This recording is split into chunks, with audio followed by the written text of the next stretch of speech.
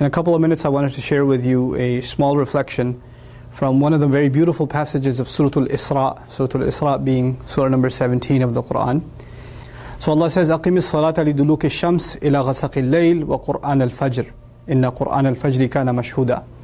Establish the salah, أقِمِ الصَّلَاةَ لِدُلُوكِ الشَّمْسِ إِلَى غَسَقِ اللَّيْلِ. This lam al-ghaya, it actually means from the time the sun starts getting loose and it starts sinking, meaning around Maghrib time, make sure you make the Maghrib Salat exactly on time, ila ghasaqil layl, all the way at the end towards, when the sun is completely gone and it's the depth of the night. Wa Qur'an al-Fajr.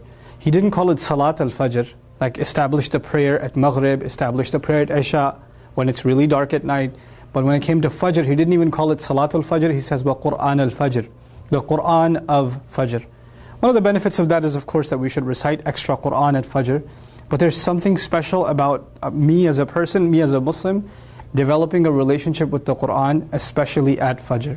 And so the advice I give myself, and the advice I'm sharing with all of you, is that if you can make Fajr an institution in your life, set time aside for making good Fajr Salat. Young men that are listening to this, go make Salat at the masjid. And the days that you do and you sit there and you recite Qur'an a little bit, if you can dedicate that time and make that a time in your life, then you will notice the spiritual benefits and the worldly benefits of doing that immediately. Inna Qur'an al-Fajri kana mashhuda. Allah says that the Qur'an of Fajr in the same ayah, no doubt about it, it is witnessed. It's such a beautiful thing to say. Because the word mashhud means that which is witnessed.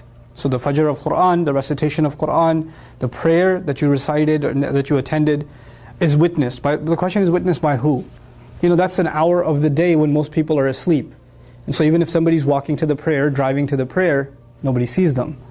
But Allah says that's the time that is mashhud. Usually things that are mashhud, things that are witnessed, are the middle of the day. Popular times, popular places. But the masjid is not a popular place at Fajr time. Not for most of us. The salat is not a popular time for most of us. It's not when you see a lot of people around you. But Allah says, no doubt about it, it is witnessed. The question is then, witnessed by who? Not by other people that are sleeping, not by the people of ghafla, the people of heedlessness, the people of sleep, but rather by the angels that are recording our deeds. Rather by Allah Azza wa Jal Himself, who's making note of these slaves that are coming and leaving their sleep for Himself and His word. So this is it's a very powerful thing. And so tied to this, this advice for myself again, for all of you, is if we can make a really good habit of going to sleep early. It's easy to say and it's so hard to do, I know. We always have things to do and they pile up and we start getting around to them in the evening. Of course, shaitan gets a little extra active in the evening too. So our distractions come and you're sitting there watching videos, hopefully not this one at 2 in the morning, and you're doing all of this late at night, and then your Fajr is basically, it's kind of just getting it out of the way. You're half asleep and you pray a couple of rak'ahs, you don't even know what you prayed. Your wudu was when you were half asleep, your prayer was when you were half asleep, and you go about your day. If you wake up, if you're among those who wake up.